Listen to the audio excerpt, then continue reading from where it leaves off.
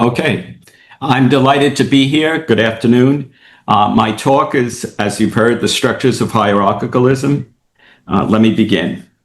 In 1991, I moved from New York to Boston to teach. Even though Boston is only 300 kilometers from New York, it was a world of difference. Already in 1985, the sexual abuse scandals were erupting within the Diocese of Boston. In 2002, the Boston Globe began publishing stories from the release of 10,000 pages of records by Cardinal Bernard Law to a local Boston judge that subsequently became the catalyst for stories from 1985 to 2002. By 2002, we were too familiar with the sexual abuse scandal. As a priest and an ethicist, I had multitudinous occasions to respond to the crisis. In time, the sexual abuse scandal prompted me to consider the overall question of ethics in the church and to propose a variety of structural changes, among them developing a set of rights for priests. My turn to structural issues was not unique. Many of us argued that the story was hardly about a predatory priest and a child victim. Rather, the abuse was much more institutionally rooted and pervasive. And as such, institutional structural reforms were needed. In 2018, a variety of sexual abuse scandals broke in the United States that no longer highlighted singular priests assaulting children. Instead, these were accounts about hierarchy. First, there was the abuse by Cardinal Theodore McCarrick, who sexually assaulted for years seminarians and young priests and was forced to resign in July of that year, 2018. Then came the Pennsylvania report with its sustained scrutiny of Cardinal Donald Wuerl's oversight of sexual abuse in that state. This led to Wuerl's resignation in October, not for his committing a sexual abuse as McCarrick had, but for his failure to intervene. As The Atlantic's Emma Green noted in her essay, The Catholic Sex Abuse Scandal Takes Down a Cardinal, perhaps for the first time, the bishops are attempting to take responsibility for the deep wound that they have created in the church. But what was happening in the United States in 2018 was happening elsewhere. In January 2018, the Chilean bishop's case broke when the Pope publicly defended the Chilean hierarchy. In Australia, though charged in 2017, Sydney's Cardinal George Pell's trial proceeded throughout 2018 until he was convicted in December 2018 of sexual abuse charges that would later be overturned.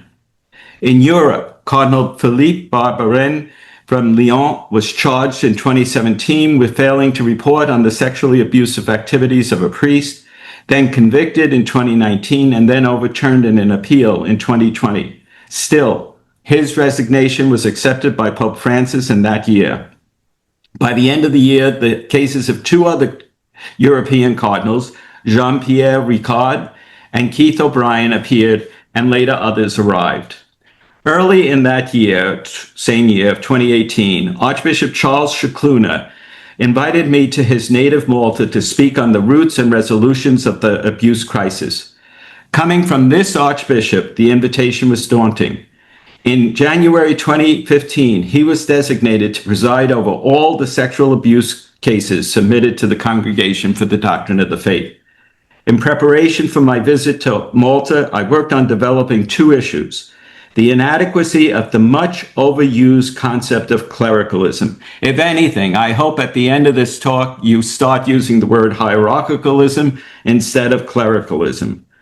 The much overused concept of clericalism that becomes apparent when trying to reform the hierarchy, and the emerging philosophy around vulnerability. When I arrived, I made two proposals.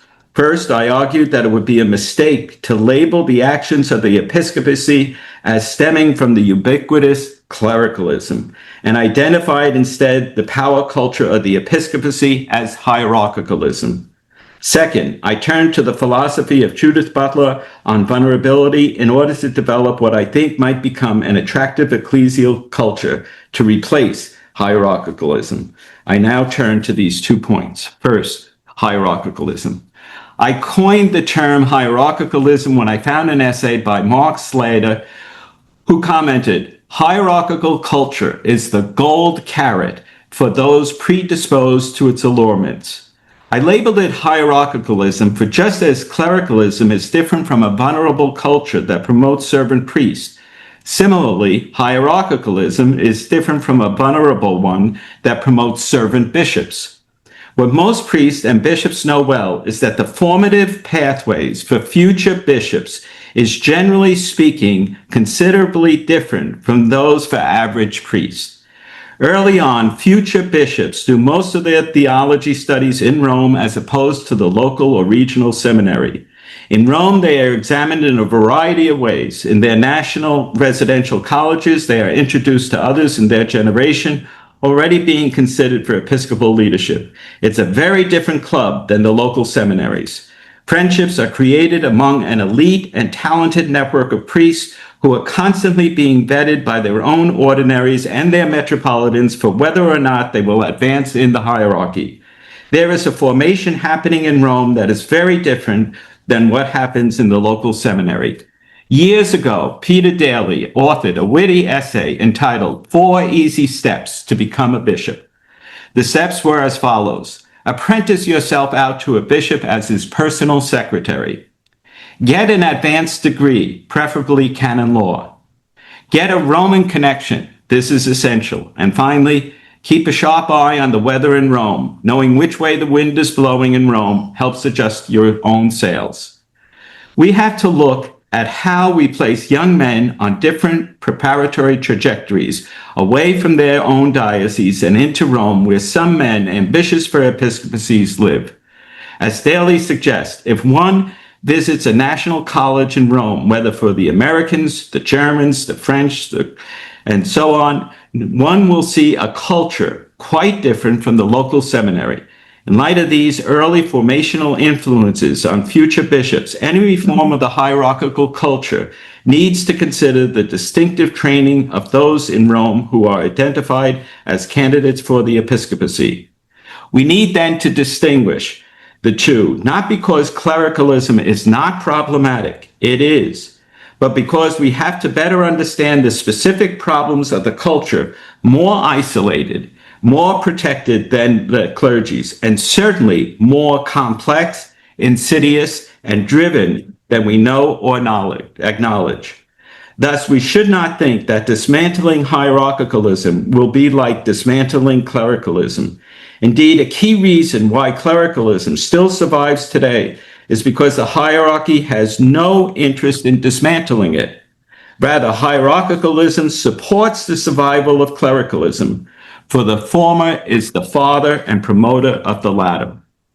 Let me try to highlight the rift that divides them so as to appreciate the specificity of hierarchicalism. Clericalism is that culture where Catholic men and women of conscience encountered when they were routinely unable to be heard or understood as the second wave of the crisis unfolded in 2002. Then and there, the laity witnessed how, through clericalism, the self-preserving entitlement of so many precious clerics was given sanction.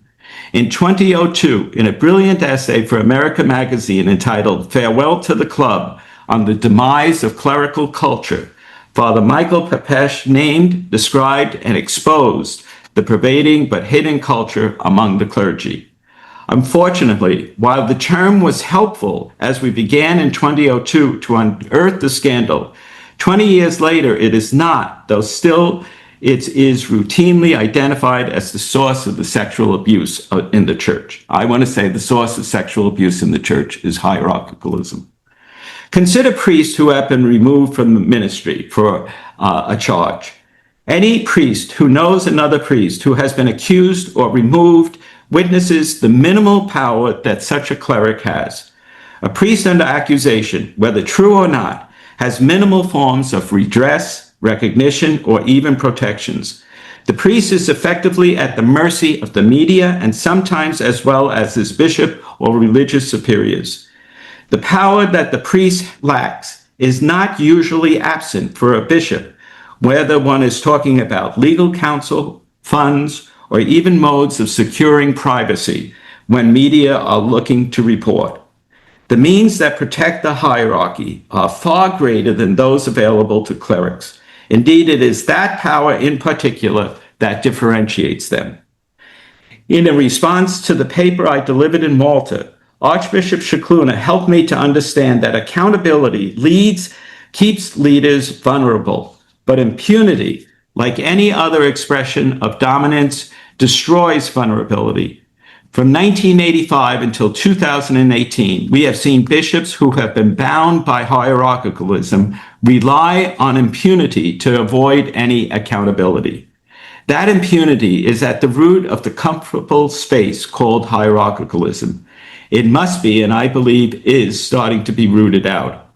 Finally, I think it is important to realize that while I believe that seminaries are to some extent sources of clericalism's growth, the real generativity of clericalism derives from its father, hierarchicalism.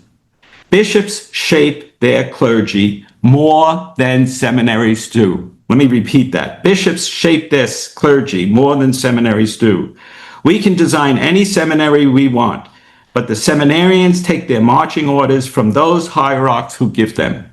Until we look at their culture, we are not going to accomplish significant reform, because what anyone who looks at the state of the church today recognizes is that our episcopal leadership is the primary cause of its problems.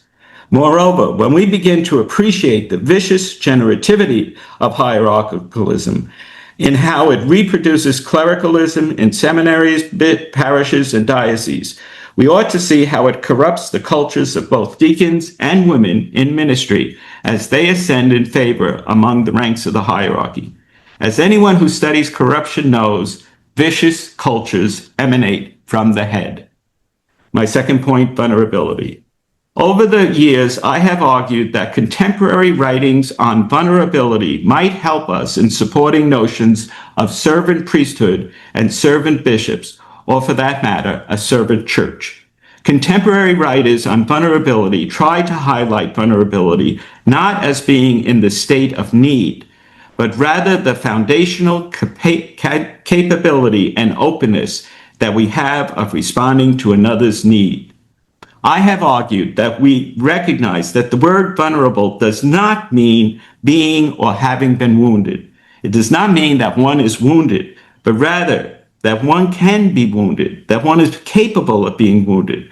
Then, if we understand that as being exposed to the other, in this sense, vulnerability is the human condition that allows me to hear, encounter, receive, or respond to the other.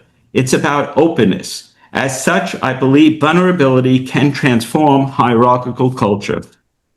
The American philosopher Judith Butler captures not only the capaciousness of vulnerability, but recognizes how fundamental vulnerability is to moral action. As she writes, quote, "Ethical obligations not only depend upon our vulnerability to the claims of others, but establishes us as creatures who are fundamentally defined by that ethical relation." She adds, "This ethical relation is not a virtue that I have or exercise. It is prior to any individual sense of self. It is not as discrete individuals that we honor this ethical relations. Rather, I am already bound to you, and this is what it means to be the self I am, receptive to you in ways that I cannot fully predict or control." In a word, we can say, God makes us vulnerable. We are created vulnerable. Vulnerability is our nature. It is the condition for the possibility of our responding, of our being ethical. It precedes our decision even of our consciences. She writes, "You call upon me, and I don't know you, and I answer. But if I answer, it was only because I was already answerable." That is, this susceptibility and vulnerability constitutes me at the most fundamental level and is there, we might say, prior to any deliberate decision to answer the call. In other words, one has to be already capable of receiving the call before actually answering it. In this sense, ethical responsibility presupposes ethical responsiveness. Our vulnerability is what allows us to love. The Irish theologian Enda McDonough is right to base all images of vulnerability originally on God. The incarnation is the entry of the divinity into human fragility. The vulnerable child becomes the sign of God, a sign marked by an impoverished birth and a much-needed flight. The vulnerability of the infant birth cannot be missed as pertinent to Revelation. There, Jesus is marked as vulnerable, blessed, capacious, open to be wounded, and above all, responsive. At the end, divine love is marked by its vulnerability and paradigmatically expressed by Jesus, handing over his spirit to God as he dies on the cross, and by the reception of that spirit by God. In that extraordinary moment, we appreciate the richness of exposure, trust, intimacy, fragility, absolute honesty, and independence of the vulnerability of divine love. Therein, I think we begin to see its resonance in our experience of human love itself. For the guarantee of the truth of love is found in the acknowledgement of each other's vulnerability. Following McDonough, I believe that our vulnerability derives from the nature of God in whose image we are made. Made in the image of the vulnerable God, vulnerability is our nature. And if human dignity depends on the imago Dei, then human dignity is rooted in the vulnerable self. Finally, following Ireland's Linda Hogan, I believe also that vulnerability can help us develop an ethics of leadership for, among others, our bishops.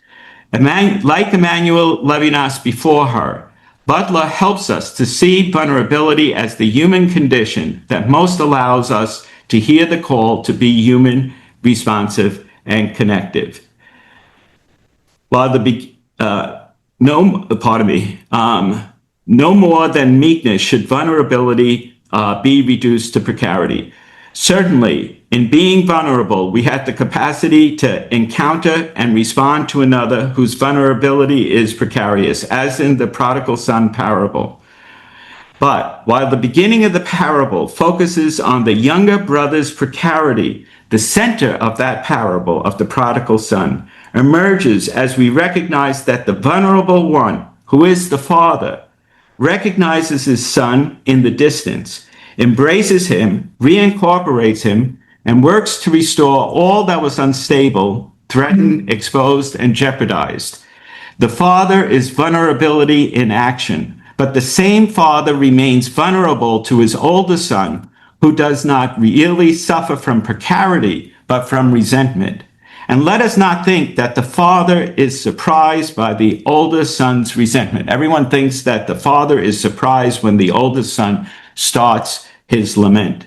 When he sees his younger son in the distance, he knows that his movement toward the younger one will trigger the older one's insecurities. Yet it is his vulnerability that anchors both sons. The stability in the story is the vulnerable father as the precarious son returns and the resentful one tries to leave. The centrality of the story is the enduringly vigilant, attentive, and responsible father who is so because he is vulnerable. Without a doubt, the father in this parable points us to the vulnerability of God, just as the Good Samaritan points to the vulnerability of our Lord. Should we not then develop an ecclesiology based on the risk-taking vulnerability of God? Right now, as we muddle through trying to rebuild our church, should we not look precisely at vulnerability as a reality that we overlooked as our bishops turned deaf ears to vulnerable parents about vulnerable children and vulnerable adults who are horrendously violated? Unfortunately, if you Google vulnerability and the church or vulnerability and bishops, all you get are the need for the church or the bishops to protect vulnerable persons or persons in vulnerable situations. Still, identifying vulnerability with precarity, we miss, by that simple, constant identification, we miss the virtuous expression of our vulnerability that both Catholic theologians and non-Catholic Christian leaders are now espousing. Indeed, we could acknowledge that in the pontificates of both Francis and Leo, we see in their styles of leadership a pastoral a pastoral vulnerability and openness. I just wrote an article in America Magazine on the vulnerability of Leo that I can send to Shimo. So, not a theologian, T.H. White's Once and Future King, this is a wonderful book about Camelot, provides an account of creation that captures vulnerability remarkably. In his telling of the story of the creation story, on the sixth day of creation, T.H. White reports that God gathers all the embryos of each and every species of animal life. They are rolling around all over the place, all look like one another. They're embryos. But God offers each embryo the opportunity to ask for an addition that will distinguish their species. The giraffe embryo gets a long neck for a tree food. The porcupine asks for quills for protection. And so it goes for the entire animal kingdom. The last embryo is the human, Adam, who, when asked by God what Adam wants, Adam responds, "I think you made me in the shape which I now have for reasons best known to yourselves, and that it would be rude to change. I will stay a defenseless embryo all my life." God is delighted with Adam and lets the human embryo have no particular protection, to be the most vulnerable of all newborns, and says, "As for you, Adam, you will look like an embryo until they bury you." Behind White's imaginative portrayal of creation is his remarkable vision of the human embryo as the bearer of human vulnerability. By positing the human as willing to remain vulnerable, White is able to disclose further God's delight in that the human is now in God's image, precisely because of the decision to stay as a defenseless embryo all my life. White concludes his account with God revealing to the human, "Adam, eternally undeveloped, you will always remain potential in our image, able to see some of our sorrows and to feel some of our joys. We are partly sorry for you, man, but partly hopeful." Human dignity, rooted in the image of God, participates in the vulnerability of God. What would the formation of our clergy and episcopacy look like if bishops and priests aimed to be more vulnerable? How would we be with the laity, and in particular with women? Would we, in our vulnerability, be able to be who we are as we are attentive, though, to those whose vulnerability has long been overlooked? I want to say in closing that I think that many dioceses are not today marked by the brutality of hierarchicalism that we experienced during the height of the sexual abuse scandal from 1988 to 2010. During the height of those years, which are still not concluded, we could recognize the vice. But in light of the papacies of Francis and now Leo, we recognize a pastoral style that is more welcoming. I find the reception of Amoris Laetitia to be particularly instructive. It has been rejected or ignored precisely by those hierarchs and laity who prefer a church marked by the type of sexual teachings we have long endured. Christian vulnerability is based on a deep appreciation of the actual, the present, the not to be missed. The vulnerability of the Good Samaritan is what allowed him to recognize and respond to the wounded man as others overlooked and refused to hear his vigilance. Vigilance always accompanies vulnerability, just as when Mary received the angel and vulnerably received the Spirit. By her openness to the other, she vulnerably conceived the one who would be named Emmanuel. Indeed, just as the incarnation was an act of risk, so too the Annunciation, an act of risk of God and Mary. True vulnerability involves risk, a risk to be wounded, but always because it is predisposed to hear the call to respond as an invitation to assist. It is profound openness. I would think a conference on forgiveness and reconciliation would welcome a good bit of the ethics of vulnerability being developed in response to the hierarchicalism that has traumatized our church and in particular its clergy. Thank you.